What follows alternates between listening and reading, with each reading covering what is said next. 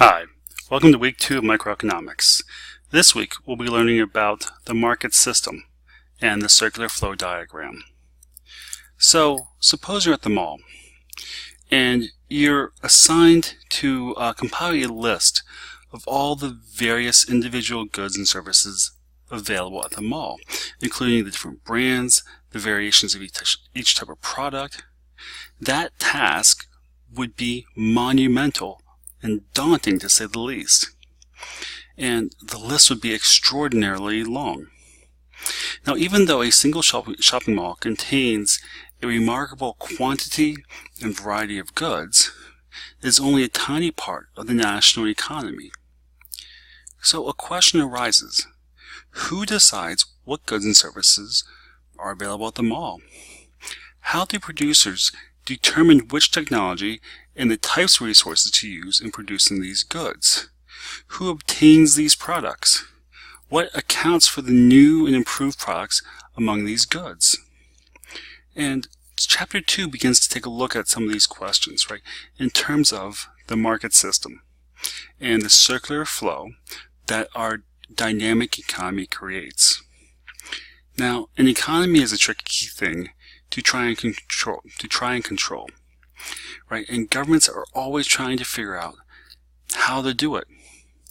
Now, back in 1776, economist Adam Smith shocked everyone by saying that what government should actually do is do nothing, right? And just leave people alone to buy and sell freely among themselves. He suggested, right, that if they just leave individuals and self-interested traders to compete with one another, markets are guided to positive outcomes, as if by an invisible hand guiding and pushing them along.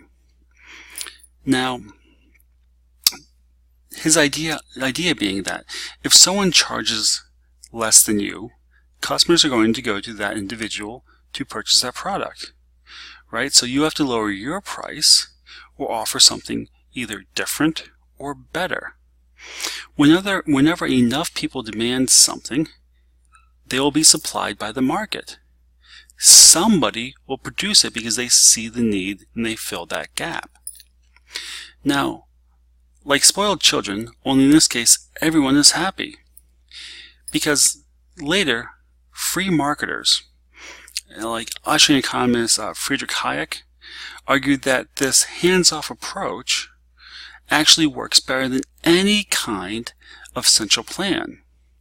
But the problem is, right, economies can take an exorbitant amount of time to reach this state of equilibrium, right? And they may even stall along the way and never reach this state.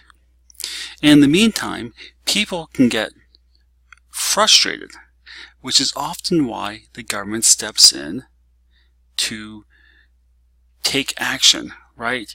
To take things into their own more visible hands instead. Now, for this week, we'll be doing Chapter 2. So I'd like you to read Chapter 2, review the Chapter 2 slides. I've created a video myself reviewing the PowerPoint lecture notes with my notes included in the slides.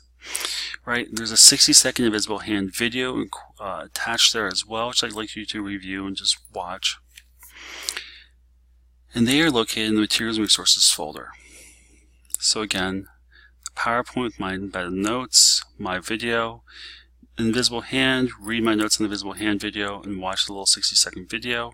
And if you have not had a chance to do so, please watch the PBS videos from last week.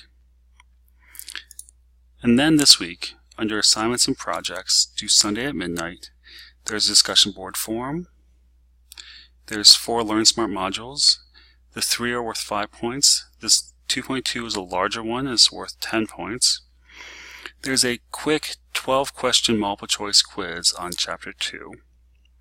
You can do it multiple times. However, you lose 10 points in each successive attempt up to 3 attempts. Highest grade is scored. And then there's a test on Chapters 1 and 2. It is a 5-question essay test. Alright, you can use whatever notes, your book, websites, but please be sure to annotate cite, reference wherever you take information that is not readily your own.